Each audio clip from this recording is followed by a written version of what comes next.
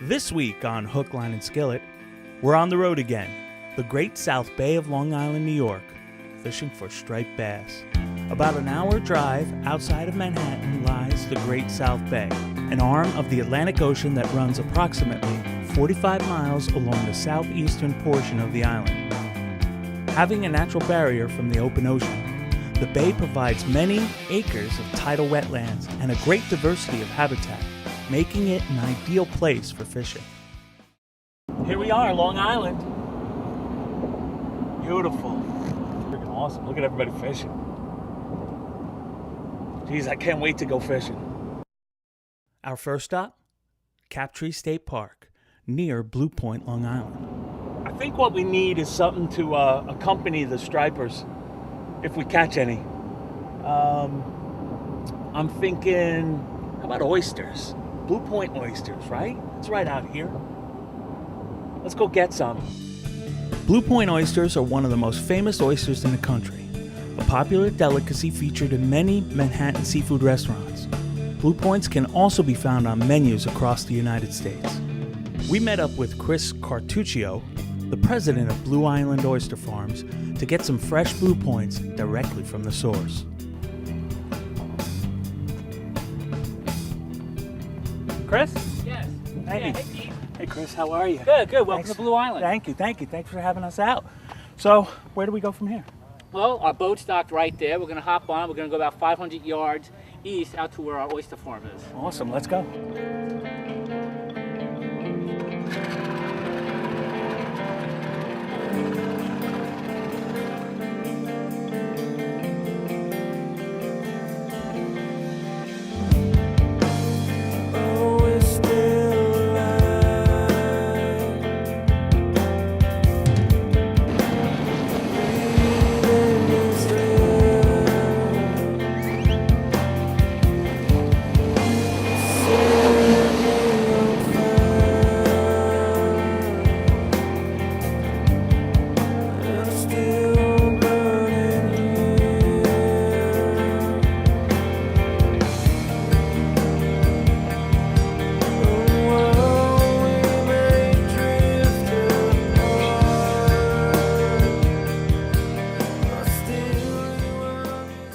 How many oysters would you say you produce a year? We have about 200,000 going here.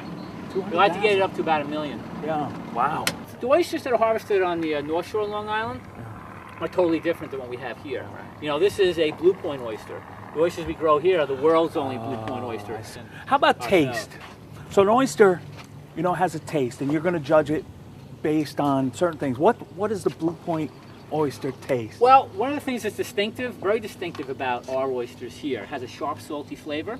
And one of the reasons is because the inlet is right out there. We're very close to the ocean, so we have a high salinity here. Okay. You know, other oysters grow in other areas. Sometimes they're in mouths of rivers, or they're in bays further in. This is a nice, salty oyster, which is it makes it very distinctive. But this is an excellent, excellent location to grow oysters. One of the key things about this spot is we get a lot of flow of water. The inlet is right over there. Yeah. We have the state channel here. Yep. We have marshlands Right to the north where we get a lot of nutrients come off those marshlands. We have shallow, hard bottom back there. This is it's an oyster farmer's wet dream. Yeah. This over here is what we call our nursery pen. This is where we start the oysters off. We get them from the hatchery, we put them in these bags. You can see we have the bags all set up vertically like this, so you can fit a lot of bags in here. Sure. As the water temperature warms up, these are going to start growing. Everything is based on water temperature out here.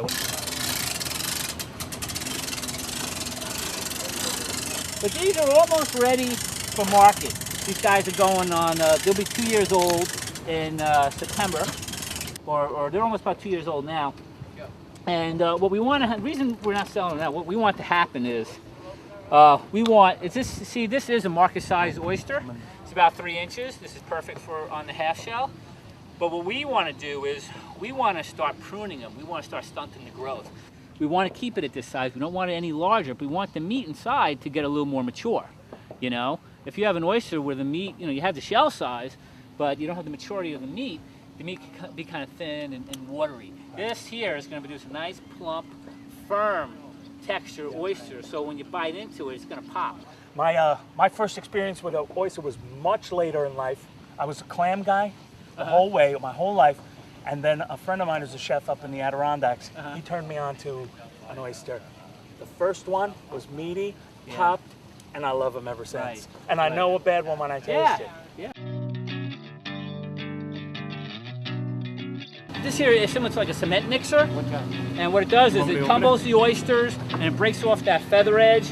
It's a pruning process that creates a deeper cup. It prevents them from growing any larger than what they are, because what we're looking to focus on here now is for the meat to plump up. Looks like the inside of my Jeep Wrangler. While the oyster farmers prune the oysters in the tumbler, Chris lets me take one of their kayaks out on a joyride in the bay. I'm a fat ass, so you're gonna have to hold on. Okay, I got it nice and tight.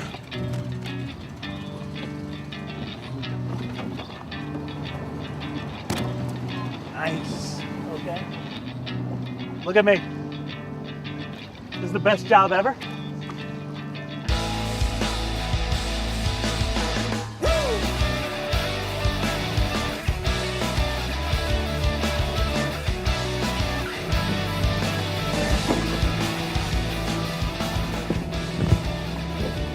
Oh, that was great. That's tough. Whew, a little wiped out. Let's go in and get some oysters. Come on.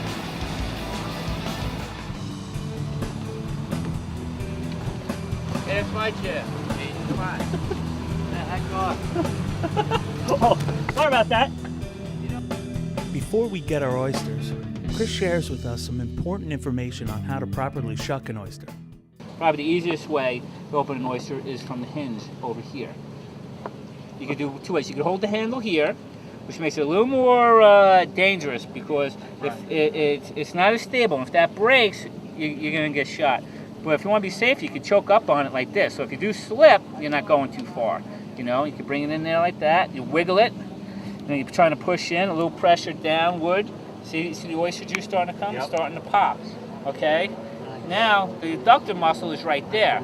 So you want to slide it through and look for that muscle, but you want to keep the knife right up against the shell so you're not cutting the meat.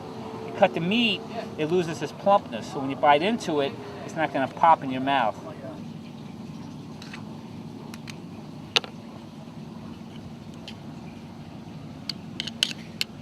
Then this muscle here, you want to sever from the bottom, and it'll release it from the bottom shell. And there you have a perfectly shucked oyster full of oyster juice.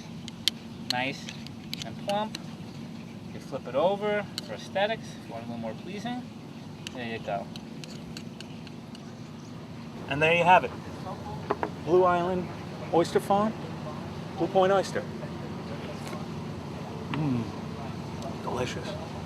Before we leave the farm, Chris gives us 24 oysters for our barbecue. We're getting oysters right out of the water. Yep. Check this out.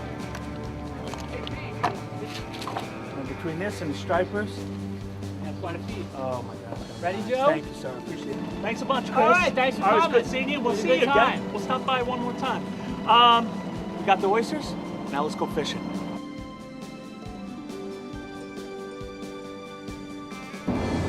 All right, we're off to Freeport, famous nautical mile.